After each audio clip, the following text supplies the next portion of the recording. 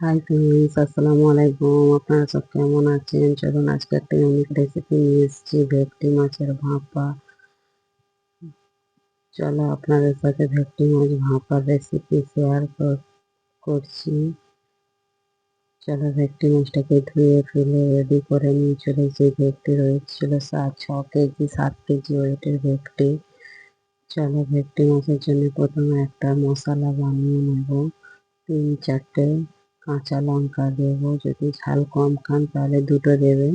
আমাদের একটু ঝাল খাই বলে 4টে দিয়েছি।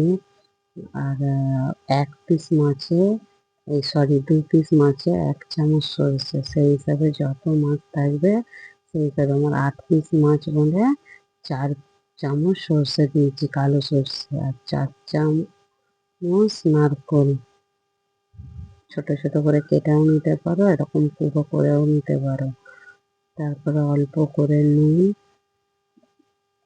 দিয়ে পানি দিয়ে ভালো করে একটা মিহি পেস্ট বানিয়ে নেব।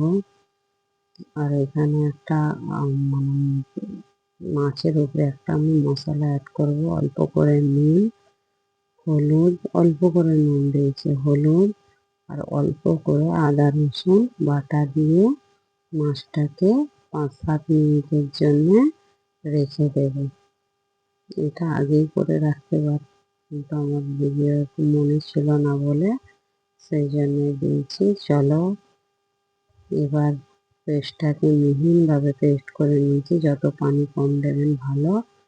চলো এবার এখানে 4 টেবিল স্পুন দই দিয়েছি, মানে দুটো মাছে 1 টেবিল স্পুন দই। আমি টক দই নিয়েছি।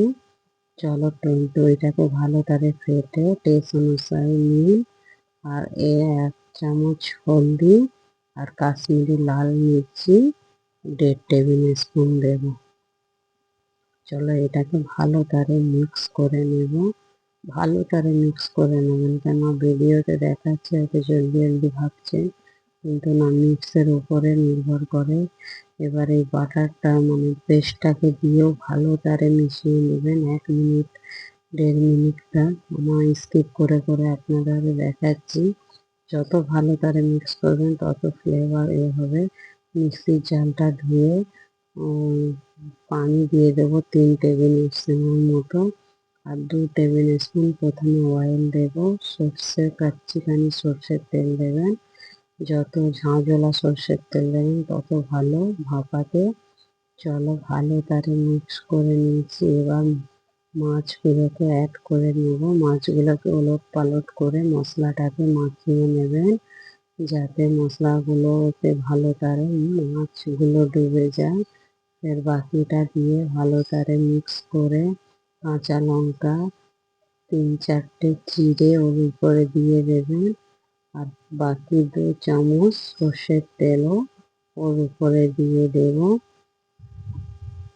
দেখতেই পাচ্ছেন কেমন করে মাখাতে হবে। লঙ্কাগুলো চিড়ে দিয়ে দিচ্ছি। চলুন আমার ভিডিওটি কেমন লাগে প্লিজ আমাকে কমেন্ট করে বলো। ভালো লাগলে আমার পেজটাকে ফলো করো, আর প্লিজ আমার পেজে সাবস্ক্রাইবার করে আমার পেজটাকে ফলো করে রেখো। আর লাইক শেয়ার আর কমেন্ট করতে ভুলবেন না। চলো বাকিটা সর্ষের তেল দিয়ে ভালো করে মিক্স করে নিয়ে একটা কন্টেনারে আমি পানি গরম করতে দিয়েছি। এটাকে ভালো করে এঁটে দেবেন।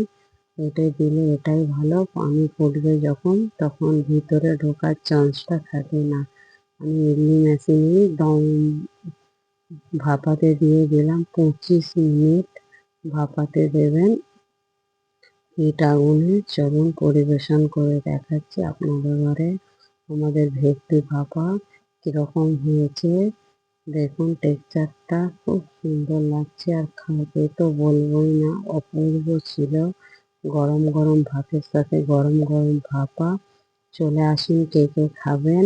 আর প্লিজ আমার পেজটাকে ফলো করে দিও, কমেন্ট করতে ভুলবেন না। আর আপনারা কেমন করে ভাপা রেসিপি বানান আমাকে প্লিজ ফলো করো আর কমেন্ট করো। আর আপনাদের কী কী রেসিপি দেখতে ভালো লাগে প্লিজ আমাকে কমেন্ট করে বলো, আমি আপনাদের সাথে সেই রেসিপি শেয়ার করব। ওকে বাই, থ্যাংক ইউ, আল্লাহ হাফেজ।